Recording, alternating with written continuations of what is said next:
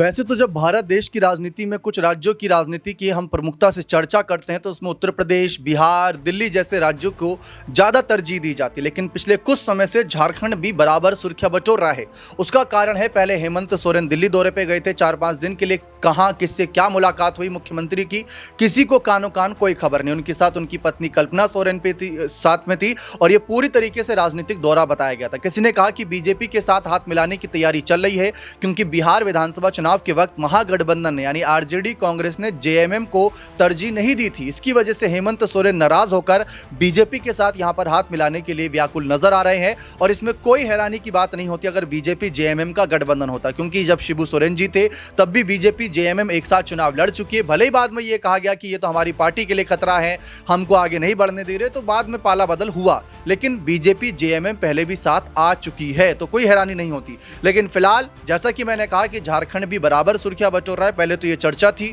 फिर विधानसभा का शीतकालीन सत्र होता है, उस दौरान बीजेपी और जेएमएम के नेता एक दूसरे पर खूब जमकर बयानबाजी करते हैं, सदन के अंदर भी सदन के बाहर भी। लेकिन अब कुछ ही समय बीता है, यहां पर एक और नई खबर सामने आ रही है कि कांग्रेस विधायक दल के नेता प्रदीप यादव ने बाबूलाल मरांडी से मुलाकात करके उनके हाथ में कोई कागज थमाया।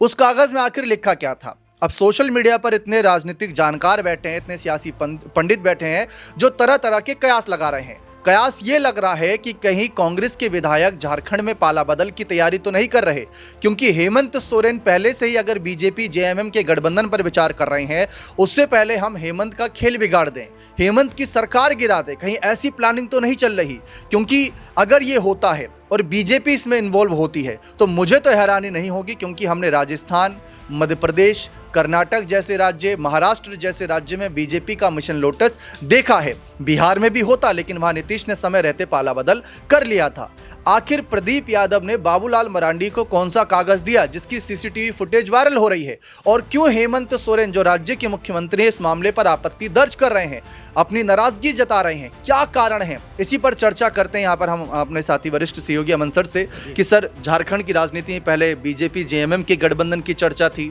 अब कांग्रेस के विधायक दल के नेता प्रदीप यादव बाबूलाल मरांडी के साथ जो बीजेपी के इस समय कह सकते हैं मुखिया हैं वहां झारखंड में, उनसे क्यों मुलाकात कर रहे हैं? देखिए बिल्कुल, और कुछ दिनों पहले इस बात को लेकर काफी ज्यादा चर्चा थी कि क्या हेमंत सोरेन पाला बदलने वाले हैं। दिल्ली वो आते हैं, उनकी पत्नी भी साथ में होती है और ये भी कहा जाता है कि कई बीजेपी के नेताओं के साथ मुलाकातें भी होती हैं। कई रिपोर्टों में तो यहाँ तक दावा किया गया कि भाई लगभग सब कुछ कंफर्म हो चुका है, मुख्यमंत्री तो हेमंत सोरेन रहेंगे, लेकिन बाबूलाल मरांडी और एक तरीके से चंपई सोरेन उप मुख्यमंत्री के रूप में नजर आएंगे। इस तरह की बातें लगातार होती रहीं, लेकिन अब जैसे ही वो बात थोड़ी सी धीमी पड़ी है, उसके सुर थोड़े से कमजोर हुए हैं। अब यहाँ एक और नया मामला निकल कर सामने आया, चूंकि कांग्रेस पार्टी के विधायक दल के जो नेता है प्रदीप यादव, उनकी मुलाकात बाबूलाल मरांडी से होना और एक कागज उनको देते हुए दिखाई पड़ना, कई तरह के कयास यहाँ पर लगाता हुआ नजर आता है। चूंकि दीपक, हम ये बात भली भांति जानते हैं कि बीजेपी जोड़ तोड़ की राजनीति में काफी ज्यादा माहिर और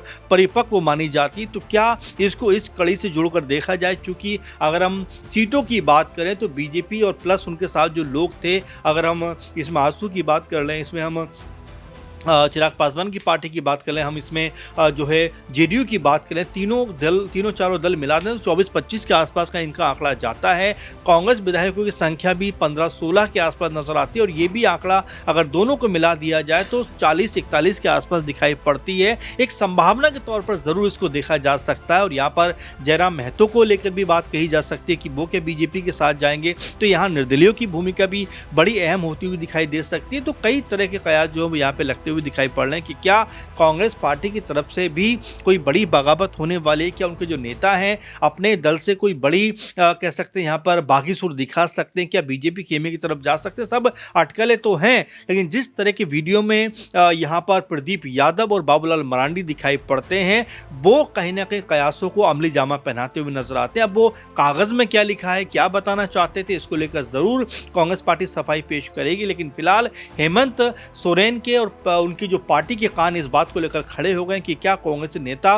कोई बड़ा फैसला यहाँ पर करते हुए नजर आ सकते हैं और क्या इसका असर सरकार के ऊपर भी पड़ता हुआ दिखाई पड़ सकता है। हमको याद है अच्छे से कि जब 2019 में हेमंत की सरकार बनी थी उसके बाद से ही लगातार हेमंत के कई नेताओं ने, खुद हेमंत सोरेन ने ये बात कही थी कि उनकी सरकार गिराने की साजिश रची जा रही है, उनको जेल भिजवाया जा रहा है, उनके खिलाफ ऐसे आरोप लगाए जा रहे हैं जिसमें वो पूरी तरीके से इन्वॉल्व भी नहीं थे। तो बहुत से इनके खिलाफ षड्यंत्र रचे गए थे। 2019 के समय इनकी सरकार थोड़ी कमजोर थी, इतना मजबूत आंकड़ा नहीं था जितना मजबूत आंकड़ा इनको 2024 में मिला है। और उसी दरमियान हमने देखा था कि चुनावी साल के दौरान जब हेमंत को जेल जाना पड़ा था 2024 में, तो इनकी भाभी सीता सोरेन बीजेपी ज्वाइन करी थी और उसके कुछ ही समय बाद जिस चंपई सोरेन को, बड़े सीनियर नेता हैं, उनको जो मुख्यमंत्री बनाया था जेएमएम ने, वो भी बीजेपी में गए थे अपने बेटे के साथ और लोबिन हेम्ब्रम ने बाद में पाला बदला था। तो ऐसे कई नेता हैं जो जेएमएम का साथ छोड़कर पहले भी बीजेपी के साथ गए और बाकायदा वो विधायक पद पर थे। तो कोई हैरानी की बात नहीं होगी कि अगर कोई विधायक पाला बदल कर ले,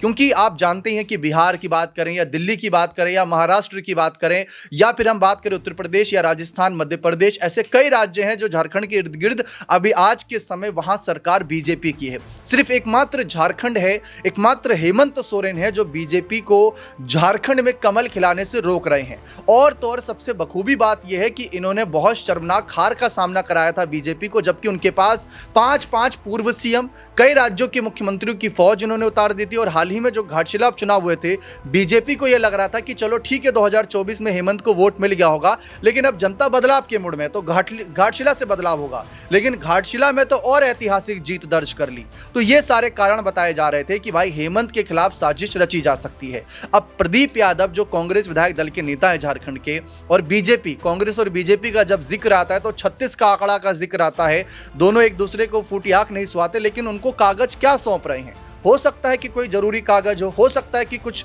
ऐसा कागज हो जो हम सबसे सार्वजनिक तौर पर बात ना करें, क्योंकि बाबूलाल मरांडी, क्योंकि पर्दे के पीछे भी कुछ ऐसे रिश्ते रहते हैं जो सार्वजनिक तौर पर राजनीति से अलग थोड़ा सा कह सकते हैं कि हाँ नजर आता है। लेकिन उस बीच ये सवाल उठना लाजमी बनता है कि जहां राज्य में अभी पहले जेएमएम बीजेपी के गठबंधन की खबरें थी, लेकिन हेमंत ने बीजेपी के खिलाफ हमला बोलकर, उनकी योजनाओं के खिलाफ केंद्र सरकार पर सीधा हमला बोलकर और ये कहकर कि ना तो झारखंड डरेगा ना झुकेगा, बीजेपी को मुंह तोड़ जवाब दिया। लेकिन फिर कांग्रेस के नेता बीजेपी नेताओं से मुलाकात कर रहे हैं। सर अब देखिए यहाँ पर आंकड़ा अगर हम देखें तो बीजेपी और जेएमएम का जब खबरें आई तो उसमें एक वाजिब रीजन था कि हेमंत को बिहार में जगह नहीं दी महागठबंधन ने, तो बीजेपी के साथ जा सकते हैं। और ये बहुत सही कह सकते कारण भी था, क्योंकि हेमंत अपनी पार्टी को अगर कह सकते राष्ट्रीय पार्टी बनाना चाहते हैं तो अलग अलग राज्यों में चुनाव लड़ना होगा और यही सहयोगी पार्टी से उम्मीद भी करेंगे। जैसे बीजेपी की अगर हम बात करें तो उन्होंने झारखंड इलेक्शन के वक्त चिराग की पार्टी को भी सीट दी थी झारखंड में, और जेडीयू को भी एक सीट दी थी और जीते भी थे ये बाकायदा।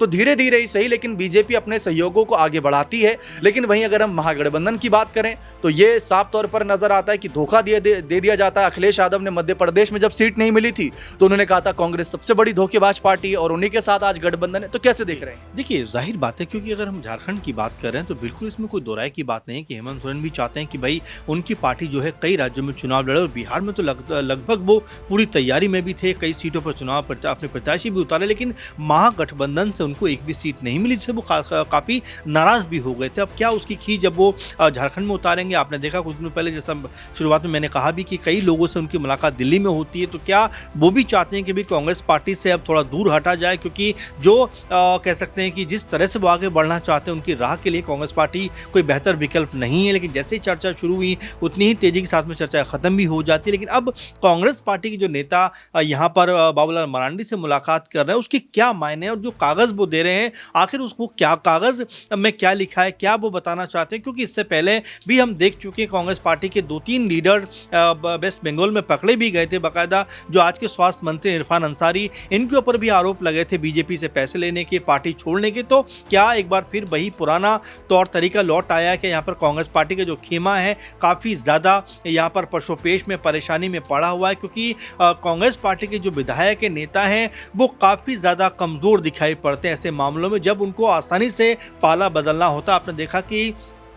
कांग्रेस पार्टी के बड़े बड़े जो लीडर्स थे वो कितनी आसानी के साथ में बीजेपी के साथ में जाकर शामिल हो गए। इसमें चाहे मुख्यमंत्री रहे हों, चाहे सांसद रहे हों, चाहे विधायक रहे हों, या एक बड़े ओहदे पर जो नेता हों वो हों, सब के सब बीजेपी में जाकर शामिल हो जाते हैं। और देखिए क्या यही एक वजह बन रही है कि झारखंड में भी एक बार फिर बीजेपी जो है कांग्रेसी विधायकों की तरफ अपना जो पासा है वो यहाँ पर फेंकती हुई दिखाई पड़ रही, क्योंकि झारखंड के जो एक और कह सकते जो सत्ताधारी पार्टी है जेएमएम, उसके भी कई विधायक ऐसे हो सकते हैं कि वो बीजेपी के साथ में क्या जा सकते हैं। तो ये तमाम तरह की संभावना इसको लेकर अब हेमंत सोरेन के भी कान पूरी तरह खड़े हो गए हैं। कांग्रेसी खेमा जो है वो भी लगातार अपने विधायकों के संपर्क में है, क्योंकि जिस तरह से बाबूलाल मरांडी को एक कागज दिया जाना प्रदीप यादव के द्वारा वो क्या साबित करता है कि अब वाकई में कुछ बड़ी घटना, पॉलिटिकल घटना झारखंड में घटने वाली, क्या कांग्रेस पार्टी में फिर दो फाड़ होने वाले हैं, क्या यहाँ पर वाकई में कोई गुट जो है वो बागी होने वाला है, सब संभावनाएं हैं। लेकिन इस कागज को दिए जाने का मतलब जिस तरह से अब चर्चाओं में है उससे ज़रूर साबित होता है कि भाई कहीं ना कहीं कोई वजह ज़रूर है जिसके कारण अब यहाँ पर जो संबंध है वो क्या जेएमएम और कांग्रेस पार्टी के उतने मजबूत नहीं रह पाएंगे, और क्या यहाँ पर बीजेपी एक बार फिर एक्टिव हुई है सत्ता में आने के लिए, और क्या यहाँ पर सत्ता में आने का जो उसका मिशन था वो कांग्रेस के जरिए और जेएमएम के कुछ विधायकों के जरिए पूरा होता हुआ दिखाई पड़ेगा। इस तरह की लगातार अटकलबाजियां झारखंड में खूब जोरों शोरों चलती हुई नजर आ रही है। जी, फिलहाल आंकड़ों का खेल अगर मैं आपको बताऊं तो यहाँ पर 56 विधायक हैं महागठबंधन के पास झारखंड में, और सिर्फ 24 विधायक हैं एनडीए दल के पास, यानी बीजेपी और उनके साथियों को मिलाकर। लेकिन अगर देखा जाए 16 विधायक कांग्रेस के अगर सभी के सभी मन बनाते हैं, वैसे तो हम नहीं कह रहे, लेकिन अगर भविष्य में कभी मन बनाते हैं या ऐसा कोई खेला होने के चांसेस 1% भी हैं, तो 16 विधायक के पाला बदलते ही ना तो एनडीए की सरकार बनेगी, क्योंकि 81 विधानसभा सीट वाला राज्य है, 42 बहुमत का आंकड़ा आपको चाहिए होता है, 2 विधायक की कमी रहेगी। अगर जयराम महतो या जेएमएम का कोई एक विधायक इनके साथ जुड़ता है तो सरकार आराम से बन जाएगी। लेकिन ये बात तय है कि 16 विधायक का साथ छोड़ते ही जो 56 विधायकों के साथ महागठबंधन खड़ी है वो बहुमत से नीचे आ जाएगी, क्योंकि उनको 42 का आंकड़ा चाहिए होगा, और ऐसे में वो 40 पर आकर करीब खड़ी हो जाएगी। तो ये समझने वाली बात है कि सरकार ना बना पाएंगे और ना बनने देंगे, ये बात यहाँ पर बीजेपी तय कर लेगी। और इससे एक बड़ा आघात ये भी पहुंचाया जाएगा कि अगर बीजेपी मान लीजिए जोड़ तोड़ करके सत्ता में आ जाती है तो जनता की नज़रों में तो ये जाएगा कि ये जोड़ तोड़ करके सरकार बनाए, लेकिन आने वाले जो साल होंगे उसमें ऐसा काम कर देंगे जैसे मध्य प्रदेश में सिंधिया की बगावत के बाद हुआ था, कि ऐसा काम कर दिया कि जब चुनाव आए तो वही जनता ने, बीजेपी जो पहले 116 सीटों पर करीब सिमट रही थी, वही जनता ने 2023 के इलेक्शन में उन्हें 163 करीब सीटों पर लाकर खड़ा कर दिया। तो वही चीज अगर झारखंड में कल को घटती है तो हेमंत सोरेन और उनकी पार्टी को इस मामले में काफी सावधान रहने की आवश्यकता रहेगी। बने रहें चैनल के साथ, बहुत बहुत शुक्रिया।